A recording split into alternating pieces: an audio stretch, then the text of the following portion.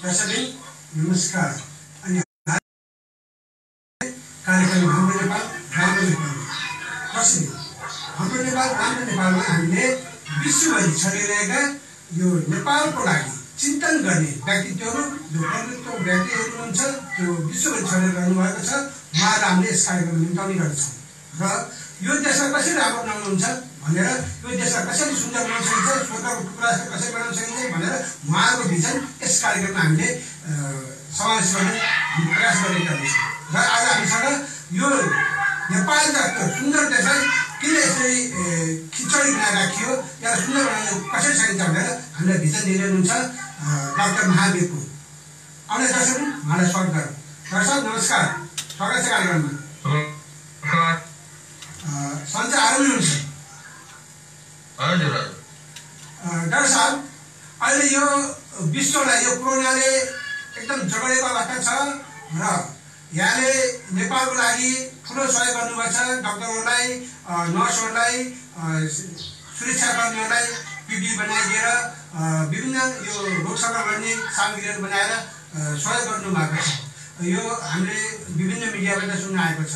यो जुन कोरोनासँग लड्ने जुन क्षमताका जुन पोसाकहरू बनाइनु सरकारले यहाँलाई कुनै सहयोग गरेको छ या निजी स्रोतबाट यहाँलाई सहयोग गर्नुभयो सरकारलाई? जनताहरूले सहयोग गर्नुभएको छ धेरै। सरकारले त अब माया गर्नु छैन, सरकारले आफ्नो काम आफै गरिरहेको छ।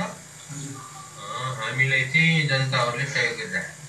हजुर डाक्टर साहब, अब यहाँ हुन त स्वास्थ्य सम्बन्धीको डाक्टर त होइन, फेरि पनि यो कोरोनाबाट बच्नको लागि जनताले नागरिकहरूले सतर्कता अपनाउनुपर्छ नि। कसरी बच्न सकिन्छ, कसरी यो रोग हामीसँग नहोस् भनेर बच्नको लागि यहाँसँग राम्रा टिप्सहरू केही छन् भने हाम्रा आम श्रोताहरूलाई अनि दर्शकहरूलाई यहाँले आफ्नो टिप्स राख्न पनि अनुरोध गरेँ।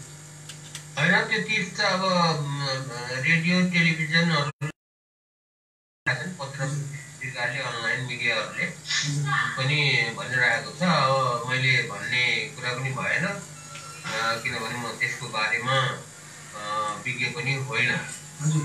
तर मैले चाहिँ एउटा भन्नुपर्ने कुरा के छ भने यो रोगबाट चाहिँ साह्रै तर्सिनु चाहिँ हुँदैन। अहिले हामी मान्छेहरू खास गरी नेपालमा, अरू देशमा त के गर्छ थाहा छैन, तर नेपालीहरू चाहिँ धेरै नै तर्सिएको छौँ। अब तर्सिनु त पर्ने हो, तर तर्सिने भन्दा धेरै तर्सिएका छौँ। यो लकडाउनको लागि अब विभिन्न चाहिँ होसियार भएका छौँ, त्यो राम्रै कुरा हो।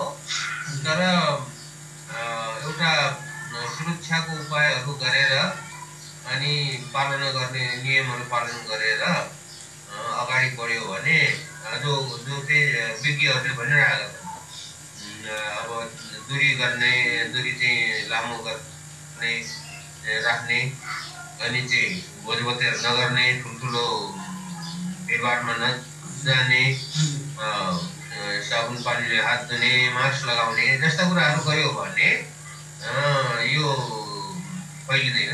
त्यस कारणले मैले भन्ने कुरो चाहिँ यही हो, विज्ञहरूले भनेको पनि यही हो। डाक्टर साहब, यहाँ त वैज्ञानिक पनि हो। अब मैले के भन्न खोजेँ भने यो रोगबाट बच्नलाई घरिघरि हरेक 20 मिनटमा 30 मिनटमा मिसी साबुन पानीले हात धुनुपर्छ भन्छ, सेनिटाइजरको प्रयोग गर्नुपर्छ भन्छ। सहरी क्षेत्रमा पनि सेनिटाइजरको टायर चाहिँ पाउन दुर्लभ छ। अब नेपालको दूरदराज जुन दुर्गम ठाउँहरू छन्, जस्तो हजुरकै बर्थ प्लेस भनौँ, जन्मथलो म्याग्दीको नाङ्गी, अनि त्यो दुर्गम ठाउँहरू छन् नि, त्यो ठाउँमा सेनिटाइजरको पाउनलाई सम्भव छैन। त्यति बेला उहाँहरूले के प्रयोग गर्नु उचित हो? त्यसको लागि त साबुन, सबभन्दा साबुन नै हो। किनभने त्यो महँगो साबुन पनि चाहिएन, कपडा धुने साधन साबुन पाएन भने खरानी पानीले धोए पनि हुन्छ। किनभने त्यो सबैले गर्ने कुरा चाहिँ एउटै हो, महँगो साबुनले धोए पनि, सस्तो साबुनले धोए पनि, खरानी पानीले धोए पनि चाहिँ अब गर्नुपर्ने कुरा एउटै हो। त्यस कारणले अब जे जस्तो उपलब्ध छ त्यो अनुसार गर्ने हो। हजुर डाक्टर साहब, अनि उहाँहरू त अब किसान पनि जीवन बिताउनुहुन्छ, उहाँहरूले प्रयोग गर्ने जुन कृषिका सामग्री हुन्छन्, हलो कुटो कोदालो हँसिया सबै सामग्रीहरू हुन्छन्, त्यसमा उहाँहरूले छोइरहनुपर्छ, घरि समाउनुपर्छ। त्यसको समाउने जुन हेन्डल भन्छौँ, बिड अनौ भन्छौँ हलोको, यसलाई निर्मूलीकरण गर्ने कसरी त? त्यति साह्रो डराउनु पर्दैन। पहिलो कुरो, कोरोना भाइरस यो नेपालको केही जिल्लाहरूको केही ठाउँहरूमा फैलिएको छ, सबै ठाउँमा फैलिएको छैन। सबै ठाउँमा फैलिएको भएदेखि त महामारी नै चल्थ्यो नि। जस्तो भनौँ न, अहिले 40-45वटा जिल्लाहरूमा फैलिएको छ। त्यो मध्येमा चाहिँ 8-10-12वटा जिल्लाहरूमा चाहिँ अलि धेरै सङ्ख्या भएको हो, 50-60-100 सङ्ख्या भएको हो, र बाँकी फैलिएका जिल्लाहरूमा 1 जना 2 जना 4 जना 5 जना 10 जनासम्म भएछ। त्यो भनेको जिल्लाभरि नै त्यो कोरोना भाइरस फैलिएको त होइन। त्यस कारणले अब त्यो हलो जोत्ने अनौमा कहाँबाट कोरोना भाइरस आएर बस्यो होला, अब त्यो चान्स चाहिँ छ, तर एकदमै कम छ। दोस्रो कुरो, कोरोना भाइरस आएर हलोको चाहिँ अथवा कुनै औजारमा चाहिँ टाँसिएर बसिराख्ने भन्ने कुरा त हुँदैन। त्यो केही समयपछि त मरिहाल्छ, किनभने बाहिरी वातावरणमा निस्किने बित्तिकै कोरोना भाइरसको भाइरस जो छ त्यो चाहिँ धेरै समयसम्म बाँच्न सक्दैन। त्यो त शरीरभित्र मात्रै बाँच्ने त्यो भाइरस हो, त्यो जीव हो भनौँ, अब जीव पनि होइन एक किसिमले। त्यस कारणले त्यो हलो चलोदेखि लिएर आफूले चलाउने हात हतियारहरूलाई चाहिँ सरसफाइ गर्ने भन्ने कुरा बेग्लै कुरा हो। तर हरेक पटक चलाउँदाखेरि, हरेक पटक बाहिर निस्किँदाखेरि चाहिँ त्यति साह्रो चाहिँ तर्सिनु चाहिँ पर्दैन। डाक्टर साहब, यहाँले आफ्नो यो जुन वैज्ञानिक केन्द्र खोल्नुभएको छ, यो यसबाट जुन अहिले स्वास्थ्यका उपकरण बनाउनु भएको छ र यो सरकारका निकायहरूलाई सुरक्षा कर्मीहरूलाई यहाँ वितरण गर्नुभएको छ, अहिलेसम्म अन्दाज कति रकमको तयार गरेर बाँड्नु होला? अब 1 करोड नाग्यो, अस्तिसम्म 90 लाख थियो। अब यो हप्ताभित्रमा हामीले 1 करोड चाहिँ सजिलैसँग नाग्छ। नागेर 1 करोडभन्दा अब कति लाख बढी पर्छ त्यो चाहिँ अब हेर्दै जाने कुरा हो। अब अहिले आएर सरकारले यहाँको यो केन्द्रलाई हेर्ने दृष्टिकोण के छ? होइन, यो त हेर्ने दृष्टिकोण के छ भन्दाखेरि पनि सरकारले हेर्न फुर्सदै छैन। अनि फुर्सद नभएपछि कहाँबाट हेर्ने दृष्टिकोण हुन्छ?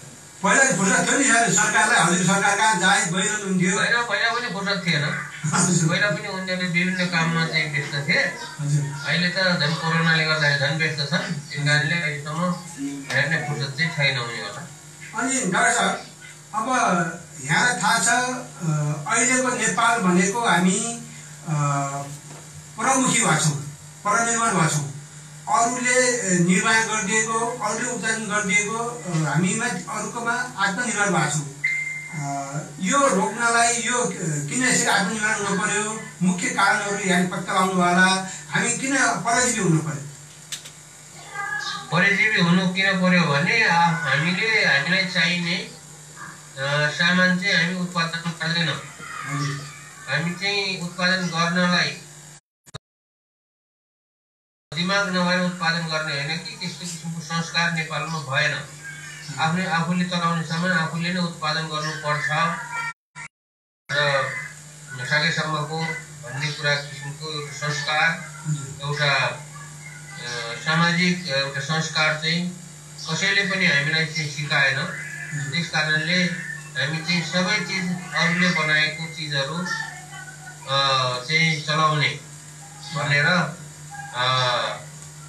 के अरे यो बानी परिसक्यो। त्यस कारणले अब यसलाई चाहिँ हटाउनको लागि बनाउने काम सुरु गर्नुपर्छ, जसको लागि चाहिँ अहिले हामीले राष्ट्रिय आविष्कार केन्द्रले भनेको कुरा नै यही हो।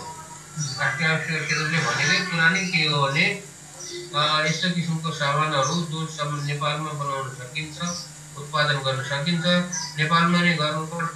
सकेसम्मको र नसकेको चिजहरू मात्रै बाहिरबाट ल्याउनुपर्छ भन्ने मुख्य हाम्रो नारा नै यही हो राष्ट्रिय आयोग पार्टीको।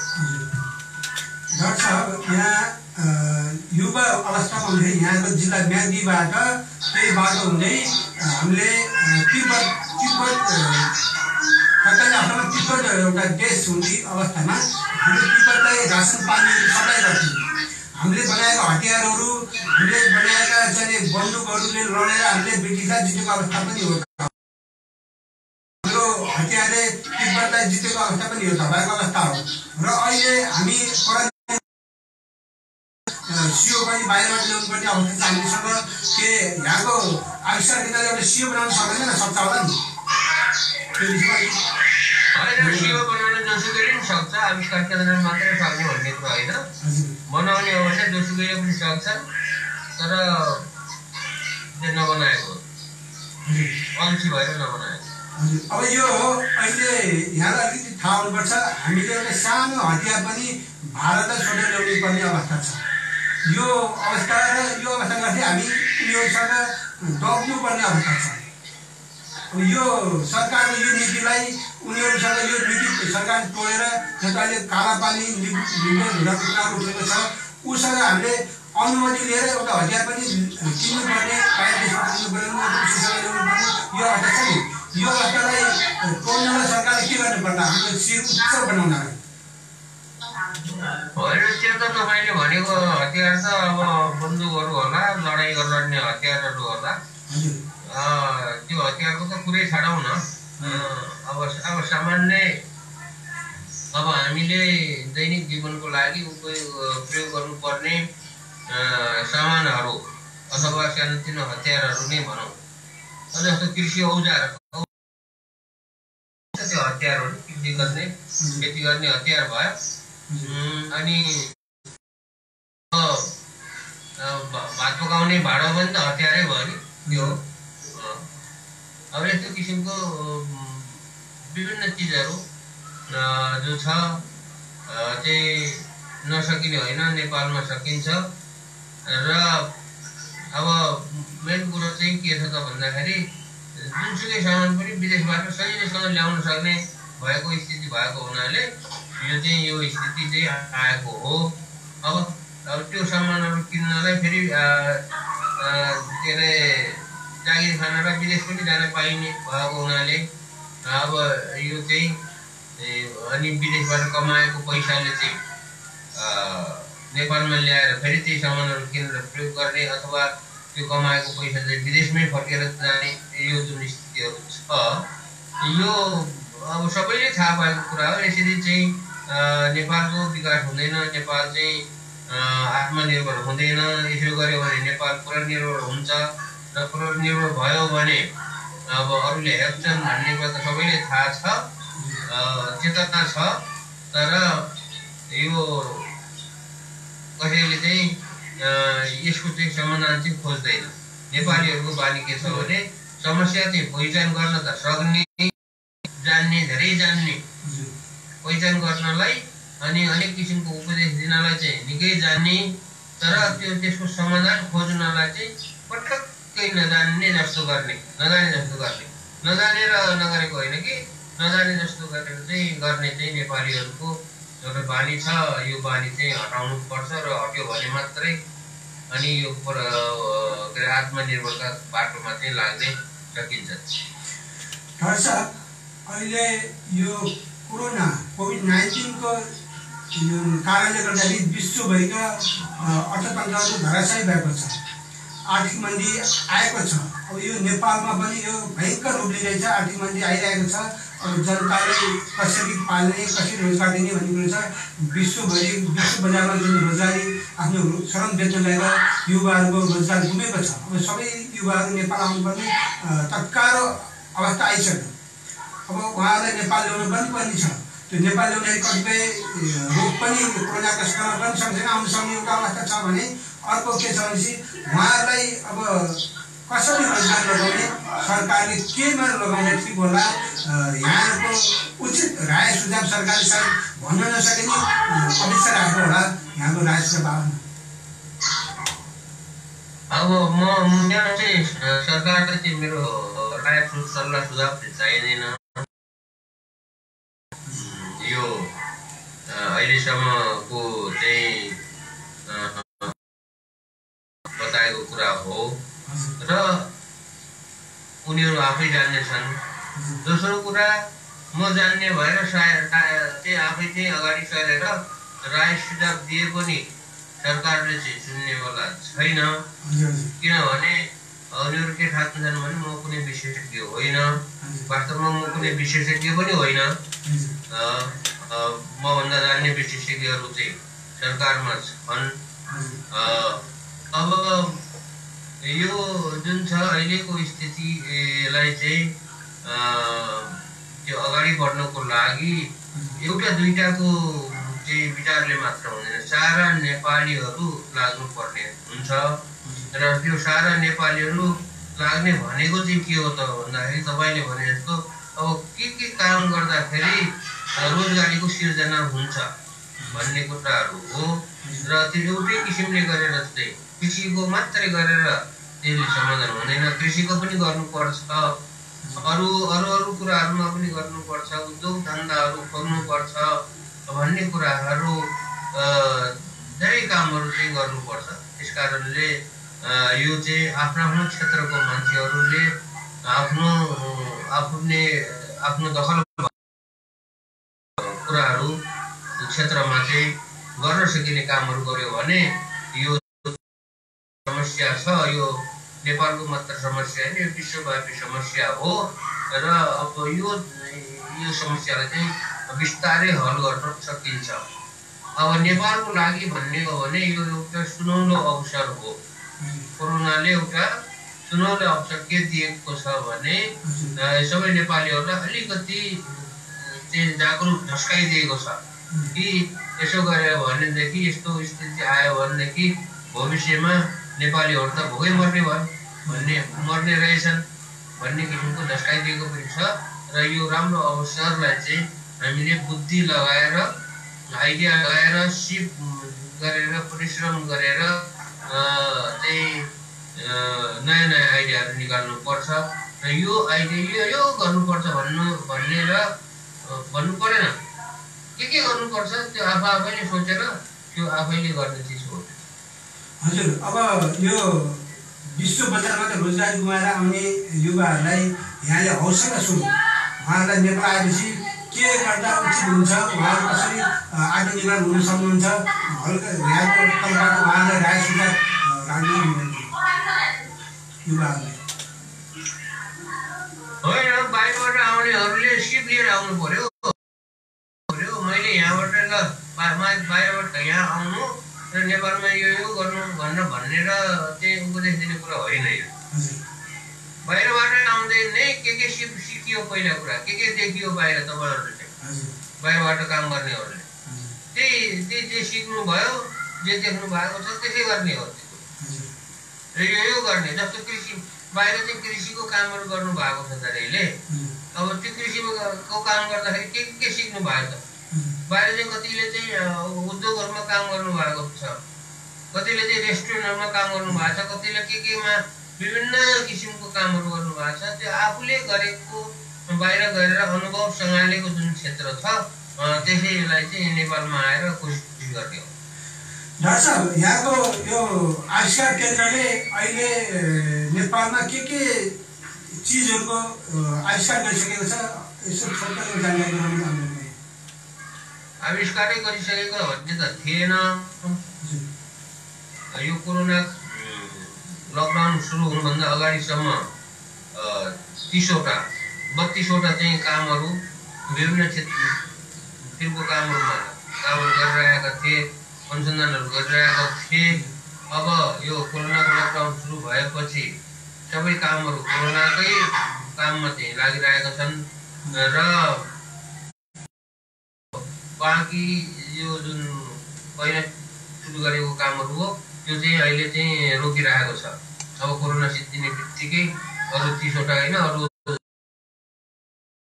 सुरु हुन्छन् र अहिले त हामीले लागिरहेको छ कोरोनाकै लागि, रोकथामको लागि। कोरोनालाई चाहिँ बाट सुरक्षित हुनको लागि, जस्तो खास गरी सुरक्षित हुने भनेको चाहिँ डाक्टरहरू, स्वास्थ्य कर्मीहरू, सुरक्षाकर्मीहरू, अब यो सेवा क्षेत्रमा काम गर्नेहरूलाई कसरी सुरक्षित गर्ने भन्ने काममा मात्रै अहिले हामी लागिरहेका छौँ।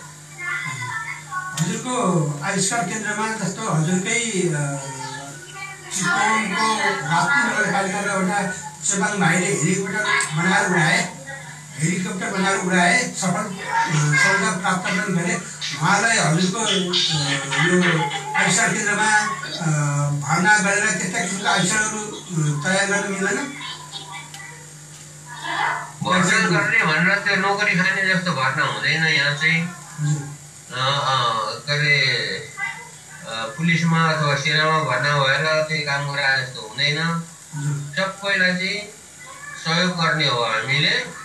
र जति पनि आइडियाहरू, नयाँ आइडियाहरू लिएर आउँछन् उनीहरूलाई चाहिँ आवश्यक पर्ने चाहिने चिजहरू हामीले चाहिँ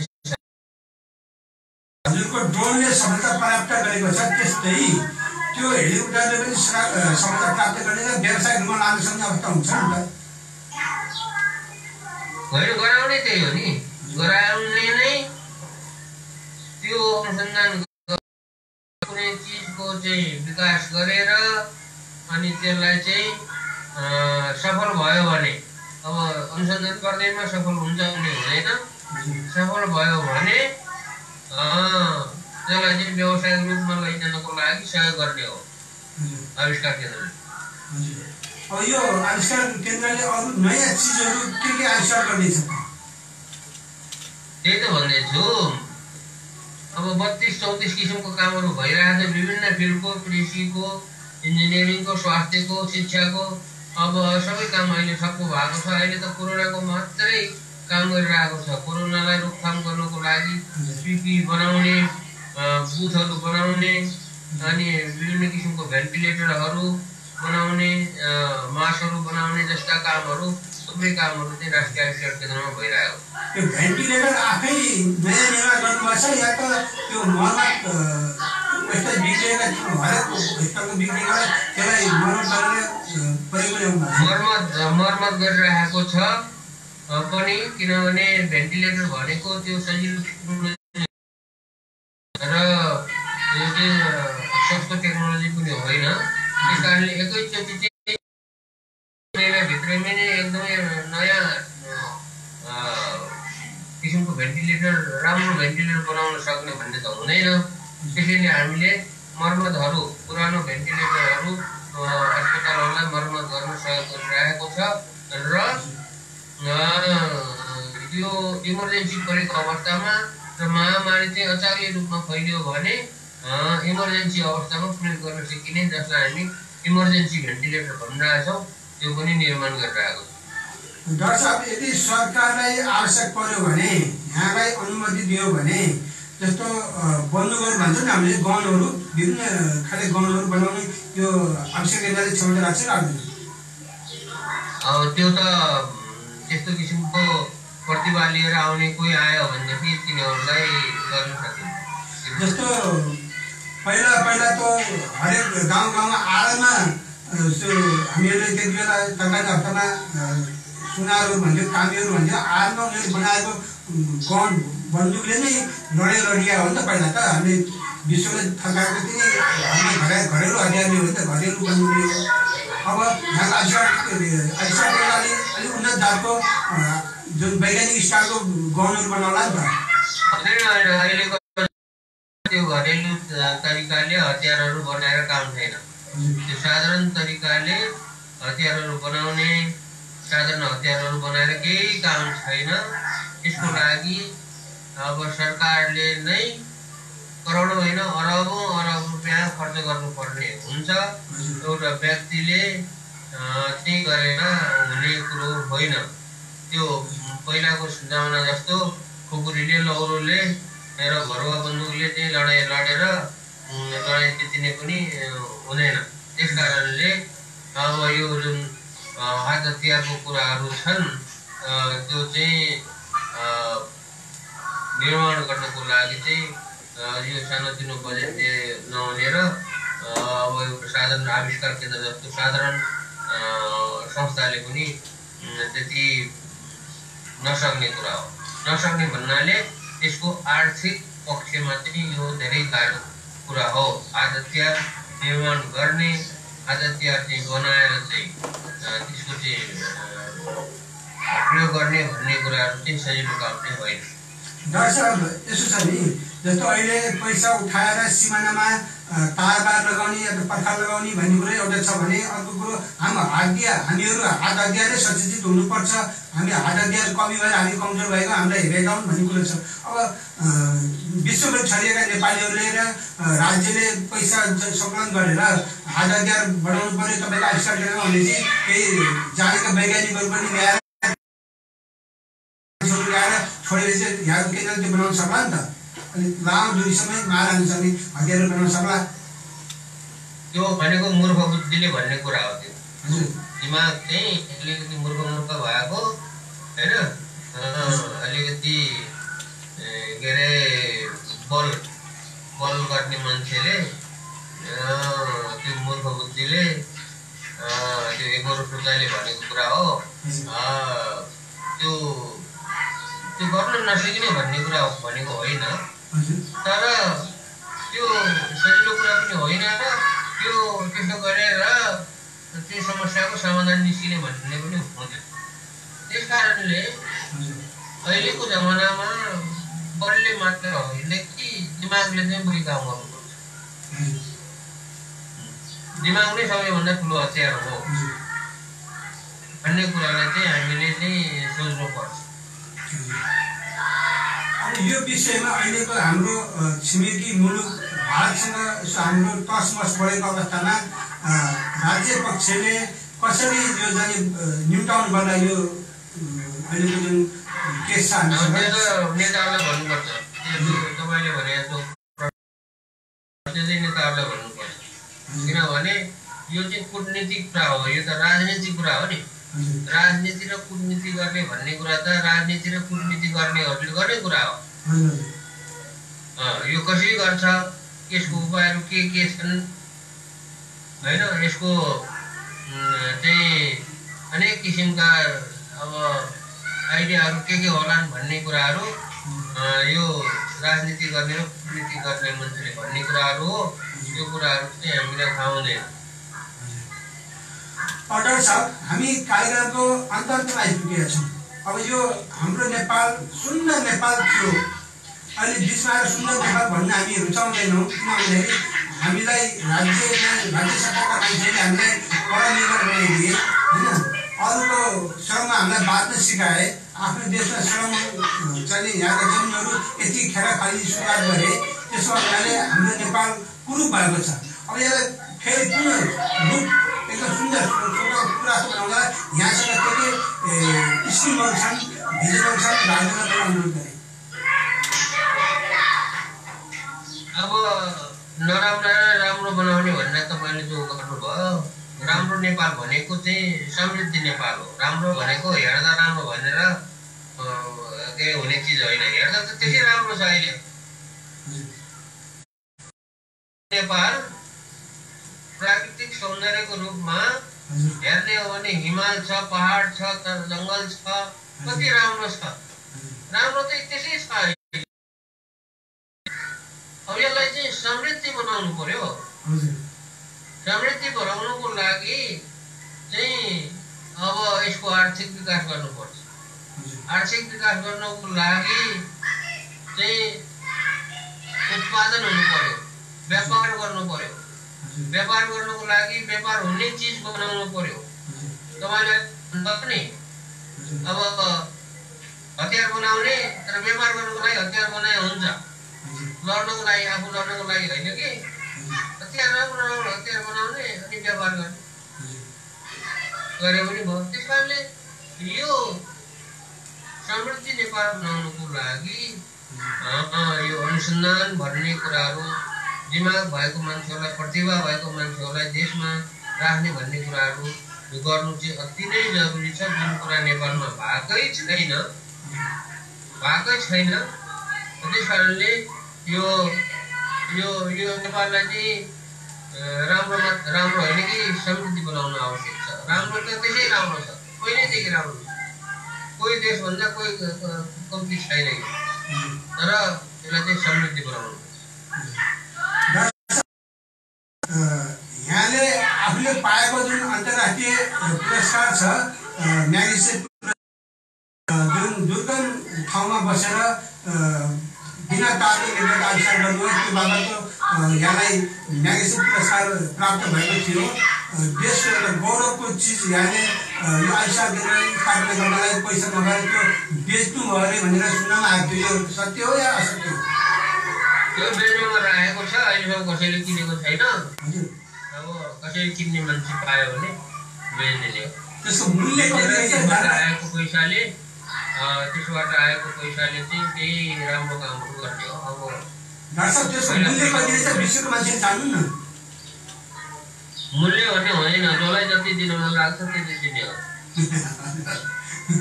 अनि हाम्रो आविष्कार केन्द्रलाई फेरि त्यो बजेट नपुग्ला नि त, अरूले दिएको होइन, त्यतिले सबै पुग्छ भन्ने होइन, त्यो सब ठाउँको कुरा हो। त्यतिले एउटा दुईटा काम भयो भने पनि राम्रै हुन्छ। अब अन्तमा यो आविष्कार केन्द्रले यो मुलुकलाई भविष्यमा दिने उपहार के हुन सक्छ?